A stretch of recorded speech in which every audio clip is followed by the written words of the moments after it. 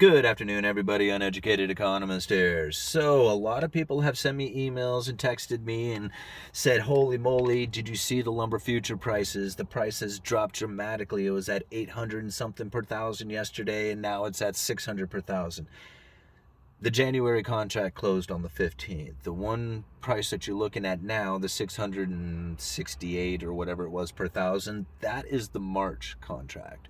So January has expired, March has turned into the new spot month, and yes, the price on the futures for March contracts are much lower than the January one is. Doesn't mean that the retail prices are going to be dropping unless that contract continues to stay at the lower level, this 600 per thousand. In fact, it dropped 20 per thousand today, which was pretty interesting because I thought that it would have increased after the high January contract closing and March being much lower. It really kind of sends a signal to me that the buy is over, that buy on where everybody was just trying to buy as much as they could wherever they could get it, that is coming to an end, and that they're looking for better deals. And you're starting to see it come down in the future prices when it comes to that March contract. Retail prices are still elevated. I tried to get a unit of 2x6 20s last week for delivery today. I could not find one to be delivered to me. I had to pull from my yard, and it was the last of what I got. So I am out of 2x6 20s with none to be supplying into the yard for at least a short amount of time. So the inventory is tight out there, but the prices are coming down. We finally got a unit of OSB in. That's the first time we've had OSB in almost 2 months. We have that priced out at $37.88 a sheet for 7/16 OSB. That's like anybody who has ever purchased wafer wood or the oriented strand board anytime over the last, say, 20 years, and you told them that you were paying $37 for a sheet of OSB, they would laugh. They would think that you were joking because the price is so high. But that's the situation that we're in with the sheet goods. They are still in very, very difficult to try and get your hands on, at least in any kind of quantities. And the price of it is just outrageous. But we're starting to see the change. We're starting to see it happen here in the lumber. Now, this is going to reflect back into the housing because really it's a preliminary of what's going on inside of the building industry.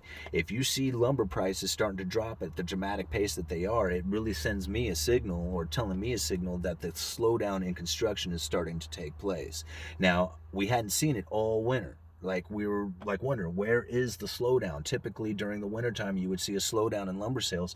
We're not experiencing it until now. This is the first moment that I've actually seen where there has been a price dropping or an inventory increasing, or at least the thought and talk of it happening.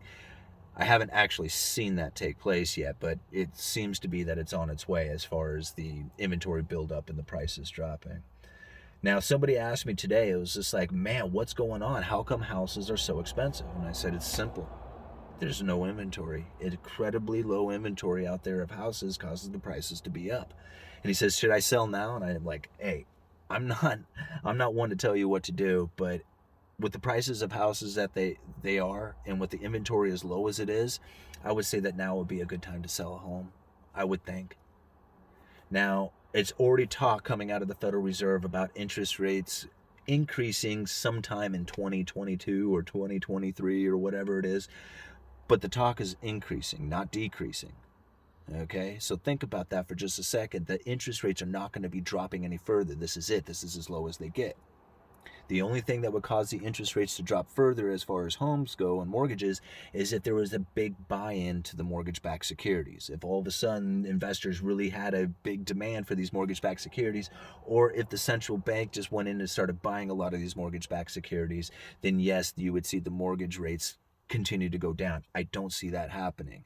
I think the Federal Reserve will maintain their mortgage-backed security purchases, and I think the market will probably be accepting of the position in which mortgage-backed securities are, I wouldn't say like paying out, but or their value of it.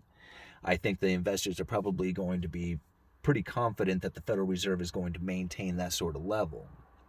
Now, if the interest rates rise even just a little bit, you are going to see a major churn in the housing market. There is no way that these homes at this price can ever be affordable to the average person if the interest rates start ticking up. They have pretty much met their peak, right? The amount of buying capabilities coming from the people and the interest rates dropping, causing the house prices to go up.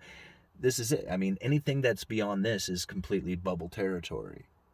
There needs to be a pressure relief at some point for these homes. And I think it might start in that lumber. If you see the lumber prices dropping, then typically you're seeing a slowdown in construction. If you see a slowdown in construction, then that means that new houses are not being put onto the market. If new houses are not being put onto the market, that generally tightens up inventory. That would cause the house prices to rise, which would force the builders to want to build homes. So one is going to lead the other.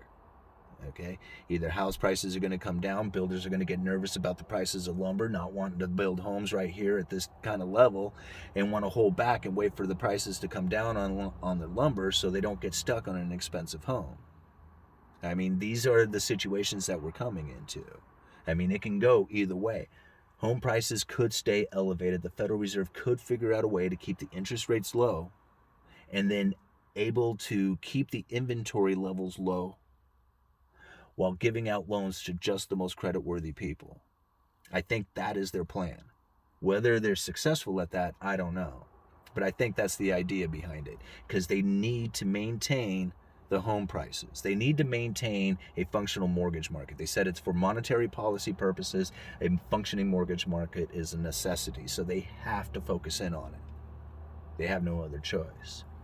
And if the housing market crashes, so goes their monetary policy. So it's absolutely critical for them to keep that elevated price on the homes, keep the interest rates low to keep it affordable so the prices don't come down, but then only give the loans to the most creditworthy people.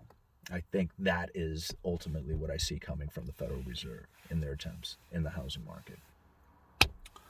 Okay, anyway, I'm going to go get something to eat. Uneducated Economist, you guys let me know.